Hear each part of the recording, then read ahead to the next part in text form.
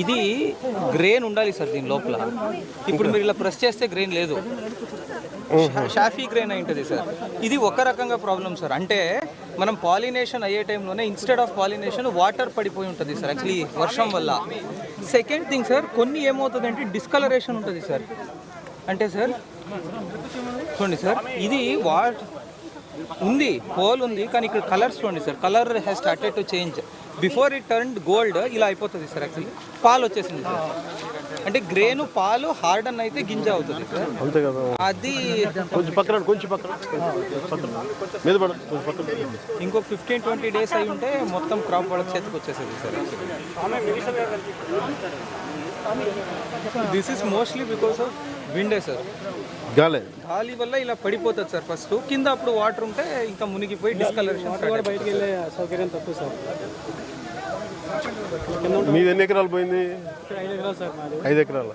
ఇది ఇక్కడి నుంచి అక్కడ దాకా వరకు డౌన్ అయ్యి సార్. మొత్తం ఫ్లాట్ సార్. మొత్తం 30 ఎకరాలు ఉంది కొట్టు వరకు. 30 ఎకరాలు మొత్తం కౌలా. కౌలు వచ్చి ఎకరానికి వచ్చి 18 బస్తాలు ఉంటాయి సార్ కౌలు. ఇంకొక విషయం ఏంటంటే సార్, వాళ్ళు చెప్పేది ఇది మామూలుగా కోత అయితే మిషన్తో కోయదు, కానీ ఇది మిషన్తో ఇప్పుడు కోయలేరు. వీళ్ళు చేతితోటే కోయాలి. చేతితో కోస్తే ఎకరానికి 30,000 ఎక్స్పెండిచర్ ఎక్కువైపోతుంది. ఎక్స్పెండిచర్ ఎక్కడి నుంచి ఖర్చు సార్ ఎకరానికి 30,000 అవుతుంది సార్ చేతికి వచ్చేసరికి. ఈ పడిపోయింది వదిలేం కదా సార్. దీన్ని మళ్ళీ ఏదో విధంగా దరి తీర్చి వాళ్ళు అది మెయిన్ ఇష్యూ చెబుతున్నారు. కొంచెం మళ్ళీ ఏదో విధంగా కోసి అయిన వరకు అయినా సరే కోసి కొట్టేట్టాలి సార్. మళ్ళీ నెక్స్ట్ మినుము పట్ట వేయాలన్నా దీన్ని క్లియర్ చేయాల్సింది.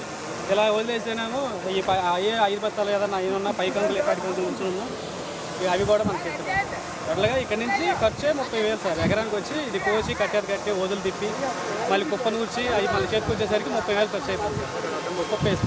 అదే నుంచుని ఉంటే మిషన్ కోతకు వస్తే సార్ ఒక ఎకరానికి వచ్చేసరికి 3,000-4,000 రూపాయలు ఎకరానికి ఖర్చు. మిషన్ ఖర్చుతో ఒడ్డుకు వచ్చేస్తుంది. ఏమన్నా ఆ పచ్చి ఒడ్డు మిల్లుకి మా సొసైటీ ద్వారా బ్యాంకుల ద్వారా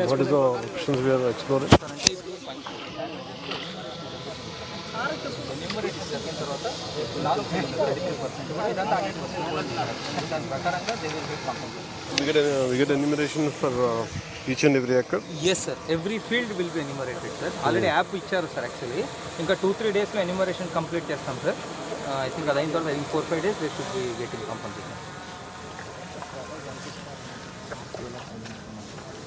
అంటే ఇది మొత్తం ఎంత ఇస్తారో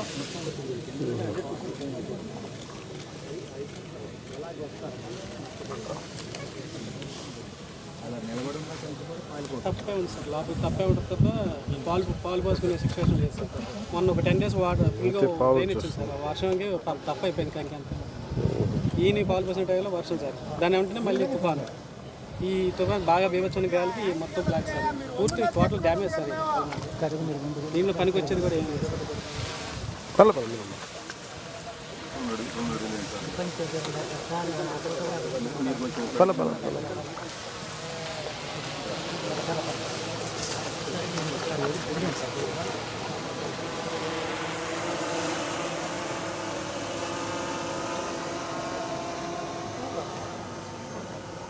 మెయిన్ ఈ ఏరియాలో ఎప్పుడు ప్రాబ్లమ్స్ సార్. ఇది Diviseema sir actually. If you recollect sir 1977లో కూడా మేజర్ సైక్లోన్ ఇదే ఏరియా సార్ యాక్చువల్లీ. అది కొంచెం కృష్ణా జిల్లాలోనే కొంచెం బయటకు వచ్చినట్టు ఉంటుంది సార్ యాక్చువల్లీ. దానివల్ల it gets expose to more winds very often sir actually. దానివల్ల వేరే చోటు ఉన్న ఇంపాక్ట్ కన్నా ఇక్కడ ఇంపాక్ట్ ఎక్కువ ఉంటుంది. ఇప్పుడు డిస్ట్రిక్ట్లో సార్ మనకు టోటలీ పడిపోయిన చెట్లలో దాదాపు 80% చెట్లు ఇదే ఏరియా సార్. ఇంకొక 3-4 మండల్స్లోనే ఉన్నాయి. So they are very vulnerable sir. రెండోసారి అవుట్ ఫాల్స్ గత ప్రభుత్వం దాన్ని నెగ్లెక్ట్ చేసింది. అవుట్ ఫాల్స్ గేట్లు మీరు కూడా అవునవునవునవును అది 38 కోట్లతో గవర్నమెంట్కి వెళ్ళింది. అది అయితే తప్ప 5,000 ఎకరాలు ఇవాళ సముద్ర నీరు వచ్చి పంట పండించుకుంటారు సార్. కాన్సెప్ట్ ఏమంటే సార్, ఈ డ్రైనేజ్ మురికి కాలువ వాటర్ సముద్రానికి వెళ్ళాలి సార్. ఈ అవుట్ ఫాల్స్ లూయిస్ ఉంటే ఇది వెళ్తుంది అక్కడి నుంచి కాదు. బట్ ఇప్పుడు అవుట్ ఫాల్స్ లూయిస్ లేదు కనుక we cannot control sea water intruding into drainage sir.